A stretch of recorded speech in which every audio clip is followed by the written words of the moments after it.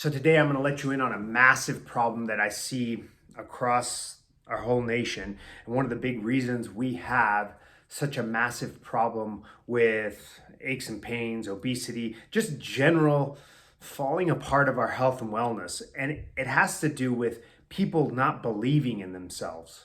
And that's a massive problem because they've failed in the past. They think, well, I'm just going to keep failing. And part of the problem is that they don't have a plan and essentially a coach. And we can get to that in a moment. But let's talk about those boxes or those self-limiting beliefs.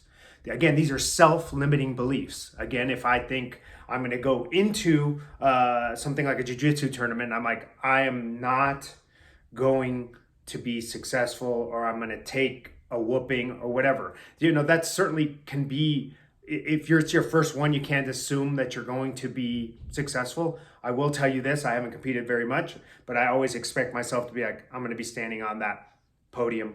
I see myself, I put the work in, and certainly I have a little bit more experience because I had a little bit of wrestling in my background. So I knew the mindset that I needed, and I needed to do the work. And so I envisioned myself in those situations every time being successful, how I'm going to do it, and how to see myself, so much to the point that I have scenarios played out. And so being successful takes that mindset.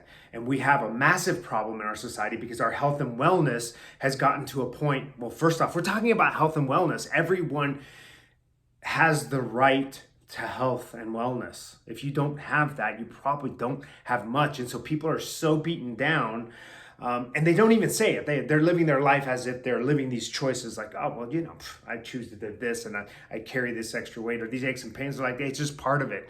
And so they've talked themselves out of actually thriving because they believe they don't deserve it, and they believe that they're not going to get it because they've failed in the past. So it's real easy to be like, I'm not going to go all in on this because I don't want to fail. And that's one thing I actually talk to all my young athletes for a long, long time. Like, let's go all in. It's a way better to go all in and be like, hey, the chips fell where they may, and I didn't leave anything on the table, right? If you think about that, that makes a lot of sense because you don't want to live a life with regrets. But we're at a point where health and wellness, people have not even gone all in because they're so beaten down. They've failed so many times. They're like, it's not worth it. It's not worth it. It's not worth it because I failed. And this is where the challenge becomes very critical to get the message across that no, you can make change. With everyone I work with, these massive changes are possible. And with some people, it happens so natural and so organically that they don't see it until one day, like, hey, remember that ache or pain? Yeah. Remember when we started, your goal was like, I just hurt, and we solved that. And now we're at a point where like, well, you're going to hike to base camp. That started off with you coming in and having bad knees, and we had to fix that, get you to believe something else. And now we're at a point where you're taking steps to improve your general health and wellness and how you're thriving in your life. And so essentially, this is what the challenge is for good coaches, is to build that trust. Now, I've had almost 30 years of experience in this, and honestly, this is what I live for. When I get a text from a client, which happened this week, that I worked with a year ago, that just wanted to send me a message like, hey, I just want to let you know I'm staying with it. Takes a selfie of them. I'm like, I'm still doing your workouts. Thank you so much. What you did, that seed you planted, is still growing, and I appreciate what you did. And so building that trust, I know, is the challenging part of this, guys. You don't think you can do it, and so you're like, okay, well, as trainers, we get lumped in oftentimes like, hey, let me make you that sale, and then I'm out of here. And I know that because early on when I started working in a commercial gym, that's generally what happened. Like, I got my money, it's up to them to make that appointment.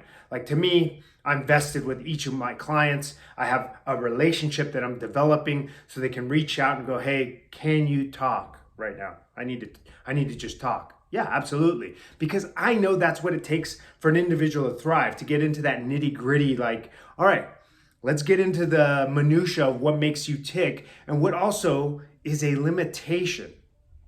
So you need to scratch at those limitations. Otherwise, you will repeat this story over and over. And it's so powerful. I remember 90 to 95% of of what we're thinking happens on a subconscious level. 90 to 95%.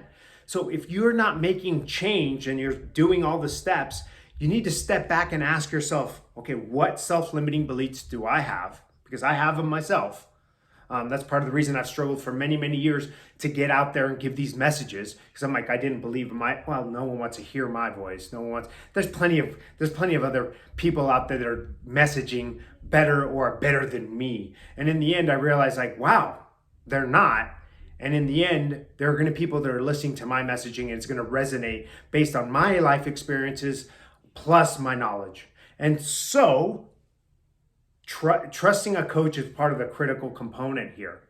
Learning to develop that rapport, be vested with yourself, self-limiting beliefs, finding a coach that aligns with you. And I have this amazing free workshop that I created to kind of put things in perspective. The link's down there, guys. Help you live the best life.